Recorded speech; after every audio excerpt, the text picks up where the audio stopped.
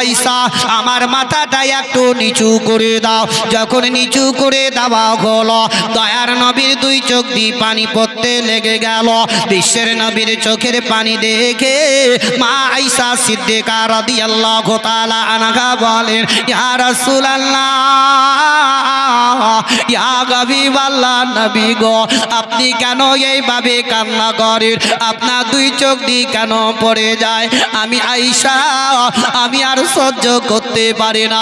ইয়া রাসূলুল্লাহ, একবার আপনি চোখের পানিটা বন্ধ করুন। দয়ার নবী আমার বললেন, ওগো আমার ওগো মায়েরা, আমি কান্না করতেছি একমাত্র খুশিতে, একমাত্র আনন্দিতে আমি কান্না করতে আছি। আয়েশা বলেন, ইয়া রাসূলুল্লাহ, আপনি খুশিতে কাঁদছেন, আমি আয়েশা কিছুই বুঝতে পারি না। মানুষের কষ্টের দুঃখের কথা মনে না পড়লে পরে তার চোখ দিয়ে কখনো পানি আসে না।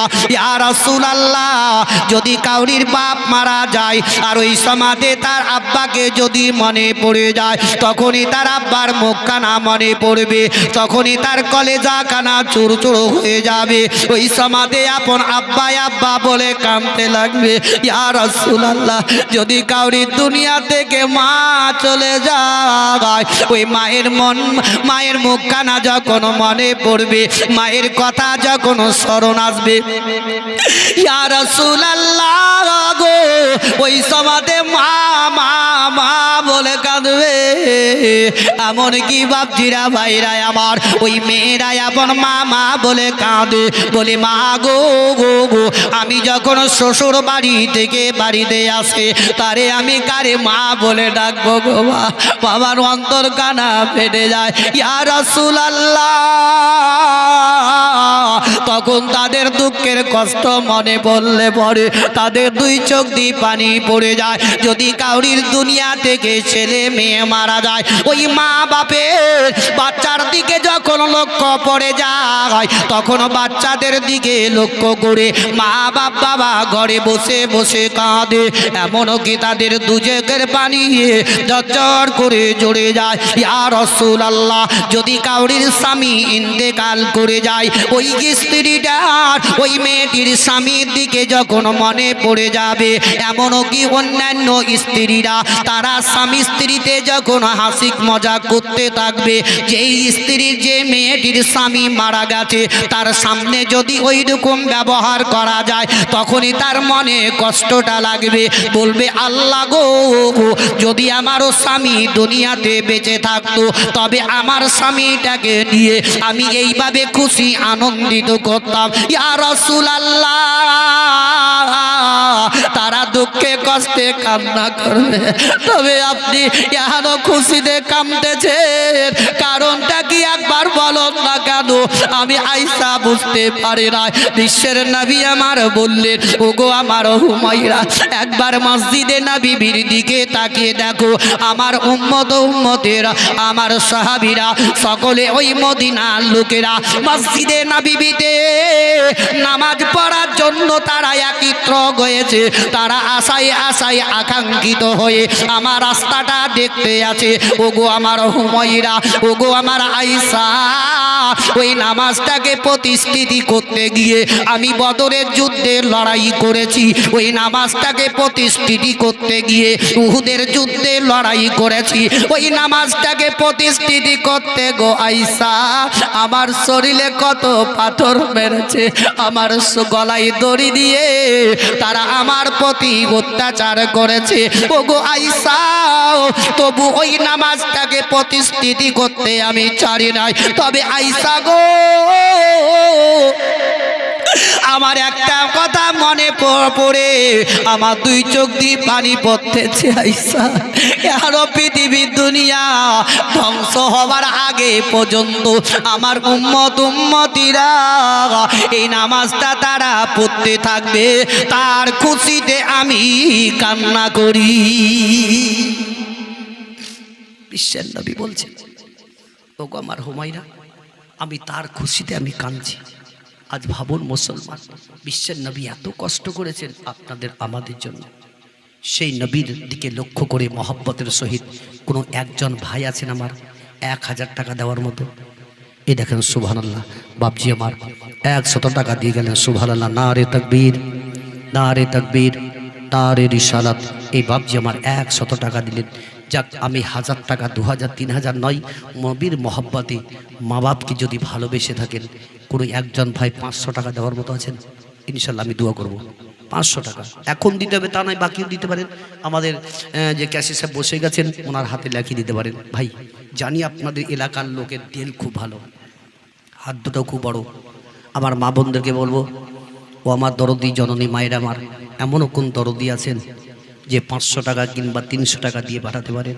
নবীর মহব্বতে আমি দোয়া করে দিয়ে যাব। শেষ দোয়া করবো ভাই, সময় আমার এদিকে শেষ, টাইম হয়ে আসলো আমার বিদায় নেওয়ার আপনাদের নিকট থেকে। তবে কোন একজন আছে ভাই 500 টাকা? সুবহানাল্লাহ, নারে তাকবীর, নারে তাকবীর, নারে রিসালাত। বকুল সাহেব 500 টাকার দাতা। সুবহানাল্লাহ, আল্লাহ তাবারক তাআলা ওনার দানকে কবুল করে নিয়ে তার মনের আশাকে যাতে পরিপূর্ণ করে দেয়। জোরে সকলে বলুন আমিন সুম্মা আমিন। বাপ ভাই আমার, বহুত বহুত আমরা হাজারো হাজার টাকা শেষ করে দিই। এই দেখেন বাপজি আমার 100 টাকা দিয়ে গেলেন। আল্লাহ রাব্বুল ইজ্জত ওনার দানকে যাতে কবুল করে নেয়। জোরে সকলে বলো আমিন। মা দরদি জননী আমার, আল্লাহ তাবারক তাআলা আপনাদেরও হাত, জানি সব থেকে বেশি দানি দানি যদি হয়, দান যদি বেশি করে তো মা বোনরাই বেশি করে। আল্লাহ তাদের দিল এত নরম দিয়েছেন, হাত দুটা লম্বা দিয়েছে। তবে জানবো এখানকার মা বোনরা কেমন। যেমন গত পরশুদিন আপনাদের এলাকাতে এসেছিলাম, এই আব্রাসটোলা না কি বলছে, সেখানে বাস্তবত ওখানকার লোক দান বহুত, মা বোনরাও বহুত দিয়েছে, বুঝলেন। এমনও কি মেয়ে ছেলে পর্যন্ত হাতের আংটি, নাকের ফোন পর্যন্ত দান করেছে মহব্বতে। জোরে বলুন। তাই আমি বলবো, দেখি এখানকার মা বোনদেরকে কমসে কম 200 টাকা করে দেওয়ার মতো কোনো মা আছেন? ইনশাল্লাহ আমি দোয়া করব। সুবহানাল্লাহ, নারে তাকবীর, নারে তাকবীর, নারে রিসালাত। লুকমান সাহেব 500 টাকার দাতা। সুবহানাল্লাহ, আল্লাহ তাবারক তাআলা ওনার দানকে কবুল করে নিয়ে তার মনের আশাকে যাতে পরিপূর্ণ করে দেয় এবং তার খানদান থেকে যারা ইন্তেকাল করে গেছে, আল্লাহ সকলকে যাতে জান্নাতবাসী করে দেয়। জোরে সকলে বলুন আমিন। ভাই একটু তাড়াতাড়ি বলবেন, যে 500 টাকাই দিতে হবে তার কোনো মানে নাই। আপনার যদি ভালো লাগে, আপনার মহব্বত, নবীর আশিক, মা বাপকে যদি ভালোবেসে থাকেন, সেই মা বাপের দিকে লক্ষ্য করে 500, 1000, 200 যে যাই পারবেন অবশ্যই একটু দিয়ে দিবেন। আমার পরে পরে হয়তো পীর সাহেব আসছেন, নাকি পীর সাহেব চলে আসছেন, ইনশাল্লাহ 2-10 মিনিটের মধ্যেই চলে আসবেন। ওনার মুখ থেকে জবানও শুনতে পাবেন। আমার হাতেও যদি না দেন, এই দেখেন আমার ক্যাশিয়ার ভাই সাহেব 500 টাকা দিলেন। আর জাসমিনা 100 টাকা দিয়েছে। সুবহানাল্লাহ। এ দেখেন এই বাপজি আমার যাই কিছু দিয়েছেন, আল্লাহ তাবারক তাআলা ওনাদের দানকে যাতে কবুল করে নিয়ে মনের আশা যাতে পরিপূর্ণ করে দেয়। জোরে সকলে বলুন আমিন। তবে মায়ের সামনে গজল পড়বো কি? পড়বো গজল পড়বো কি? তো যাই হোক, আমি গজল পড়তে পড়তেই দেখি মায়েরা কে কতজন দিয়ে পাঠাই। যদি মায়েরা আসতে না পারেন তো আমি বলবো কমসে কম কমিটি ছেলেদেরকে মায়েদের দিকে চলে যান, হয়তো হাতে হাতে দিয়ে দিবেন, ওনাদের হাত থেকে নিয়ে চলে আসবেন। কমিটির 2-1টা ভাই আমার ছেলেরা উঠে চলে যান, ইনশাল্লাহ ওনাদের কাছ থেকে পেয়ে যাবেন। এই দেখেন এক বাচ্চা 100 টাকা দিয়ে গেল। মাই যে আমার ছেড়ে গেল জনমে লাগিয়া, আর কারে ডাকিব, আরে কারে ডাকিব মাগো এ মা বলিয়া। মাই যে আমার ছেড়ে গেল জনম জায়গায়, আইসা দেখি জলসার জায়গায়, আর কত শত লোক বসে আছে নবীর আশায়। পাগল কইরাছে মোদের মদিনাওয়ালা, পাগল কইরাছে মোদের মদিনাওয়ালা। এই জায়গায় আইসা দেখি জলসার জায়গায়, আর কত শত লোক বসে আছে নবীর আশায়। পাগল কইরাছে মোদের মদিনাওয়ালা, পাগল কইরাছে মোদের মদিনাওয়ালা। নবী যখন আসেন গো ওই মায়া মিনার কোলে, শত শত ফারিস্তারা দরুদ সালাম পড়ে। পাগল কইরাছে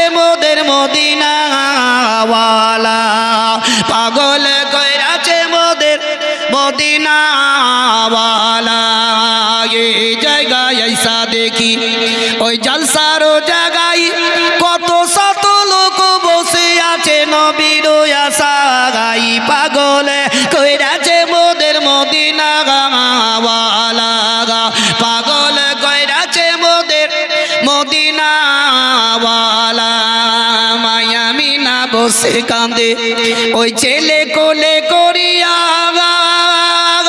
বাড়ি বাড়ি চেয়ে দেখে মুখের দিকে তাকায়া পাগল কইরাছে মোদের মদিনা ওয়ালা পাগল কইরাছে মোদের মদিনা ওয়ালা আল্লাহুম্মা একটু জোরে পড়েন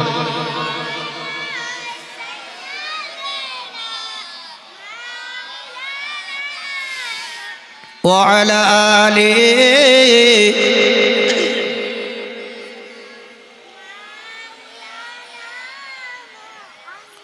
সাল্লাল্লাহু তাআলা আলাইহি ওয়াসাল্লাম। এবার একটু ভালো লাগলো, মানে জোর দিয়ে একটু দরুদটা পড়লেন তো, তাই না? এতক্ষণ ধরে মনে হচ্ছে জিন ধরে গেছে। তো যাই হোক, আমরা জালসা মিলাদে যাইবা, আমাদের উদ্দেশ্য কি বলুন তো? শিক্ষা অর্জন করার জন্য, তাই কি না? আমরা যেখানে জালসা মিলাদ হোক না কেন, সেই জায়গায় যাই, আমরা মন দিয়ে স্থিরভাবে বক্তাদের বক্তব্য শুনি, আর যদি শুনে আমরা পালন করতে পারি, আমল যদি করতে পারি, তবে আমি ইহকাল পরকালেও লাভবান হব। জোরে বলুন। তবে আমার মনে হয় প্রত্যেকটা মানুষের শিক্ষার প্রয়োজন আছে। খুব ধ্যান দিয়ে কথাগুলো শুনবেন। আপনাদের প্রাপ্ত ইমাম সাহেব যিনি আছেন এখন বর্তমান, ওনার সঙ্গে আজকে নয় ভাই, আমাদের দীর্ঘ বহু দিন ধরে একসঙ্গে আমরা স্টেজে জালসাও করেছি এবং বন্ধুত্ব আমাদের আছে ভাই। এটা খুব ভালো মানুষ, ওনার কথাবার্তা খুব সুন্দর, ওনাদের দেশেও জালসাতে যাই। তো যাই হোক, আমাদের প্রত্যেকটা মানুষের শিক্ষার বহুত প্রয়োজন আছে। যেমন প্রথমত, কোন জায়গায় কোন মুহূর্তে কোন সমাতে সুবহানাল্লাহ পড়তে হয় আজ পর্যন্ত আমরা শিখতে পারিনি। পেরেছি? যদি আমরা শিখতেই পারতাম, তবে বক্তাদেরকে বলতে হতো না কি, জোরে বলুন সুবহানাল্লাহ। তো কেউ কেউ বলছে সুবহানাল্লাহ, কেউ বলছে সুবহানাল্লাহ, মানে আল্লাহর নামটা মুখ দিয়ে বেরোয় না। এতক্ষণ ধরে বসে বসে আমিও শুনলাম যে কথাগুলা বলছিলেন, তার মধ্যে দিয়ে একটু সুবহানাল্লাহ বলবো তো কোনো আওয়াজ আসছে না, যতক্ষণে বলি উঠছে ততক্ষণে। 2 নম্বর, আপনাদের গ্রামে যদি কোনো একজন ব্যক্তি মারা যায়, সেই মুহূর্তে ইমাম সাহেব মসজিদের মধ্যে ইলান করে দেন কি অমুকের বাপ ইন্তেকাল করেছে, জোহরের নামাজের পরে পরে তার জানাজা হবে। এলান হয় না? হয় না? হয়। আচ্ছা বলুন, প্রত্যেকটা ছেলে মেয়ের কানে আওয়াজটা যায়। এই যখন মৃত্যুর সংবাদ যখন পাওয়া যায়, ওই মুহূর্তে আমাদের কর্তব্য কি একটা দোয়া পড়া, তাই না? এই দোয়াটা মনে হয় 100% থেকে দেখবেন 20% লোক জানে, 80% লোক এখনো জানে না। যারা যারা জানে তারা তারা পড়ে ইন্না লিল্লাহি ওয়া ইন্না ইলাইহি রাজিউন। আর যারা না জানে তারা কি বলে, যা হায় হারে, লোকটা খুব ভালো ছিল, মরে গেল। যা, মেয়ে ছেলেদের নিয়ত দোয়াটা এটাই বেশি, যা হায় হারে, মরে গেল, যা, তাই না? তাহলে আমাদের প্রত্যেকটা মানুষের শিক্ষার প্রয়োজন আছে। আমরা জালসা মেলাতে যাই না, মনে করছে বাড়ি থেকে বসে বসে শুনবো, কি শিক্ষা অর্জন করব। 3 নম্বর, আমরা জানাজাতে যাই, দেখবেন ইমাম সাহেবকে নিয়ত বলে দিতে হয়। হয় না? হয় না? যদি বলে না দেয়, গ্রামের লোক পাড়াতে এসে চায়ের দোকানে এখানে ওখানে বলচল শুরু হয়ে গেল কি মৌলবি জানাজার নিয়ত বলে দেয়নি, চলকে গাঁ থেকে আমরা তেড়ে দিই। পাবলিকের ক্ষমতা মৌলবিদেরকে তেড়ে দেওয়া, কিন্তু ভুলটা পাবলিকের নাই ইমামের। বলতে পারবেন ভুলটা কার? পাবলিকের। কিন্তু পাবলিক সেখানে স্বীকার করবে না। তবে যদি স্বীকার না করে, মাথায় একটু ভরুন, একটা দোয়া,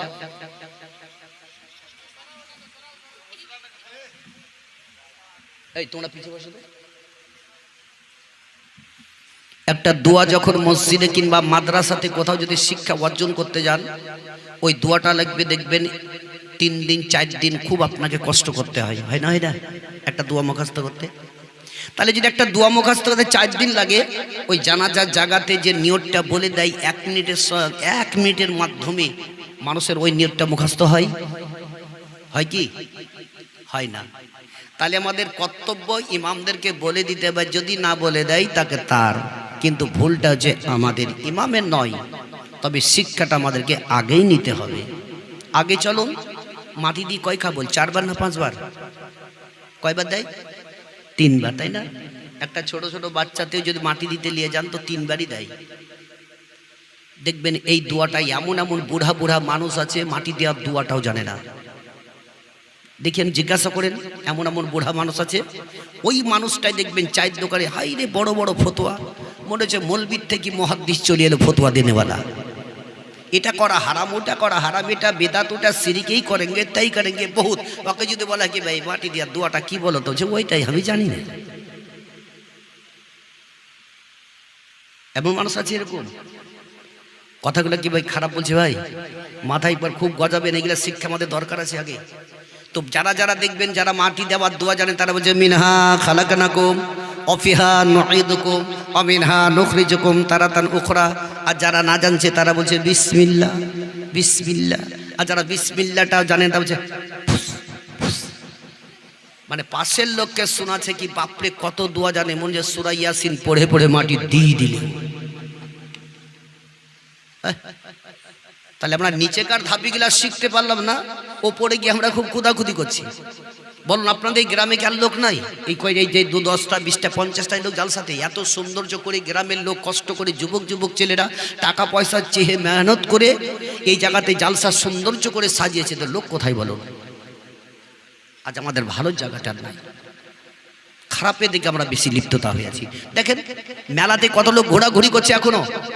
আমি বলবো যে বৈকাল থেকে আপনারা যে মেলাতে ঘোরাঘুরি করছেন, প্রত্যেকটি মা বোন যদি রাত্রিবেলাতে 8টার সময় থেকে ওই মেলাতে ঘোরা যদি বন্ধ করে দেয়, তো প্রত্যেকটা ছেলেও দেখবেন মেলাতে ঘোরা বন্ধ করে দেবে।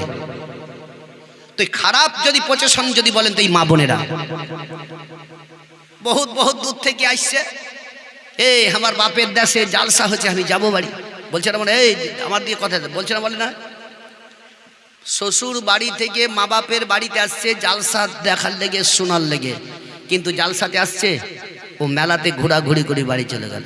সকালে বলছে বললাম বিশাল দেখলাম, কিন্তু জালসা কোথায় গেল? তো যাই হোক, আমার প্রত্যেকটি মা বোনদেরকেও বলবো, আমার বাপজিদেরকেও বলবো, এখনো পরিবর্তন হন, এখনো সময় আছে, তোবাতিল্লা করুন, আখেরাতকে চিন্তা করুন, জাহান্নামের আগুনকে স্মরণ করুন, সামান্য ওই কবরকে একবার ইয়াদ করুন, আমার কি অবস্থাটা হবে। যেই বিশ্বের নবী, কুল কায়নাতের নবী জানাবে মুহাম্মদ রাসূলুল্লাহ সাল্লাল্লাহু তাআলা আলাইহি ওয়াসাল্লাম আপনাদের আমাদের জন্য অতি কষ্ট করেছেন। যেই বিশ্বের নবী আমার ইসলাম প্রচার করতে গিয়ে বহুত অত্যাচারী সহ্য করেছেন, সেই নবী মুস্তাফার বিবি যার নাম হচ্ছে হজরতে মা খাদিজা রাদিয়াল্লাহু তাআলা আনহা, তিনি ঘরে বসে বসে কাঁদছেন। জোরে একবার বলুন, একটু মহব্বতে বলুন, কেন কাঁদছেন? বিশ্বের নবী 1 ঘন্টা নয় 2 ঘন্টা নয়, কয়েক ঘন্টা কেটে গেল, মা খাদিজা ঘরে বসে বসে কাঁদছেন। একবার বাইরে আসছেন, একবার ভিতরে যাচ্ছেন, কি নবী কতক্ষণে বাড়ি আসবেন। ওই সমাতে হযরতে খাদিজা